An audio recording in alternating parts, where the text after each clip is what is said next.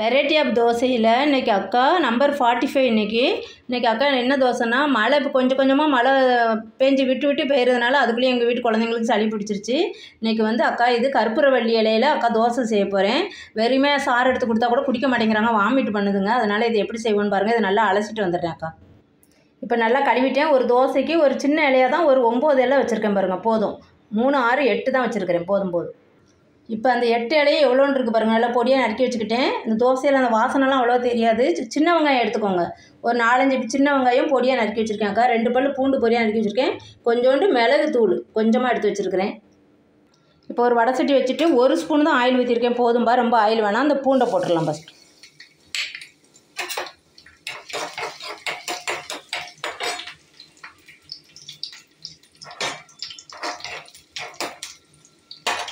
இப்போ அப்படியே அந்த கற்பூரவள்ளி இலையும் அந்த ஆனியன் வெங்காயத்தையும் போட்டுக்கலாம், சின்ன வெங்காயத்தை. இதை கொஞ்சம் நல்லா வதக்கிட்டு, இது ஒரு தோசைக்குள்ள அளவு தான் அக்கா சொல்லியிருக்கேன். வெங்காயம் தான் கொஞ்சம் எவ்வளோ வேணால் போட்டுக்கோங்க நீங்கள்.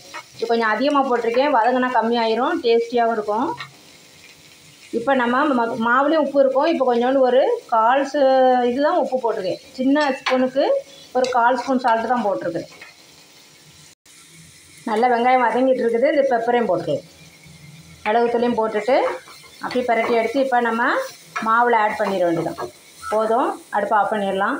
இப்போ அக்கா ஒரு கரண்டி மாவு எடுத்து அதில் எல்லாத்தையும் வலிச்சு போட்டிருக்கேன். நல்லா தோசை மாவு பார்த்துக்கு தண்ணி எவ்வளோ உங்களுக்கு தேவையோ ஊற்றி நல்லா கரைச்சிக்கலாம். இந்த கற்பூரவள்ளி இலை ரொம்பலாம் வதங்கக்கூடாதுப்பா, அந்த மருத்துவ குணமே போயிடும். இப்போ நம்ம நல்லா கரைச்சிக்கலாம். இப்போ அக்கா தோசைக்கல் அடுப்பில் வச்சுட்டேன். நம்ம இப்போ இந்த இதை கரைச்சி வச்சுருக்கேன் பாருங்கள். இந்த மாவை வந்து நம்ம ஊற்றுவோம்.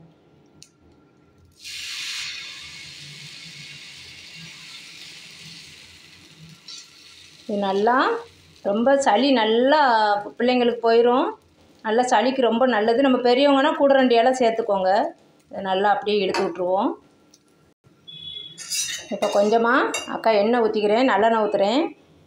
நீங்கள் குழந்தைங்களுக்கு கொடுக்கும்போது கீ எது வேணால் ஊற்றிக்கலாம். நீங்கள் நம்ம பெரியவங்களுக்கு சாப்பிடும்போது கண்டிப்பாக இதில் கூட 2 இலையை ஆட் பண்ணிக்கோங்க. ரொம்ப ரொம்ப நல்லதுப்பா. இப்போது தோசை வெந்துருச்சு, நம்ம பிரட்டி போடலாம். ரொம்ப டேஸ்டியாக இருக்கும். இப்போ கொஞ்சமாக ஆயில் ஊற்றிக்கலாம். கொஞ்சம் அடியில் உள்ளது வெந்துடும், டக்குன்னு எடுத்துடணும். ரொம்ப நேரம் தேவையில்லை. இது வந்து மருத்துவ குணம் கொண்டதுனால ரொம்ப நேரம் நம்ம வந்து அதில் வேக விடக்கூடாது, அதனுடைய இதே போயிடும். அவ்வளோதான், எடுத்துடலாம். இதுக்கு மேலே அடியில் வந்துச்சுன்னா அந்த க்ரீனஸ்ஸு அதனுடைய சத்தே போயிடும். அவ்வளோதான், ஹெல்த்தியான மருத்துவ குணம் கொண்டதுப்பா கற்பூரவள்ளி இலை தோசை ரெடி. நீங்கள் இதை செஞ்சு பார்த்துட்டு அக்கா கமெண்ட்டில் எப்படி இருக்குன்னு சொல்லுங்கள். குழந்தைங்களுக்கு இதை செஞ்சு கொடுங்க. வாரத்தில் ஒரு தடையாவது கண்டிப்பாக செஞ்சு கொடுத்துருங்க. இதுக்கு வந்து அக்கா இன்ஸ்டன்ட்டு இட்லி பொடி வந்து அக்கா போட்டிருக்கேன், வீடியோவில் போட்டிருக்கிறேன். நீங்கள் போய் ரதிய காடுபடியில் வீடியோவில் அதை பார்த்துட்டு அந்த இட்லி பொடியை இதுக்கு டேஸ்ட்டுக்கு எடுத்துக்கிட்டிங்கன்னா ரொம்ப ரொம்ப டேஸ்டியாக இருக்கும். அதை தொட்டு சாப்பிடுங்க.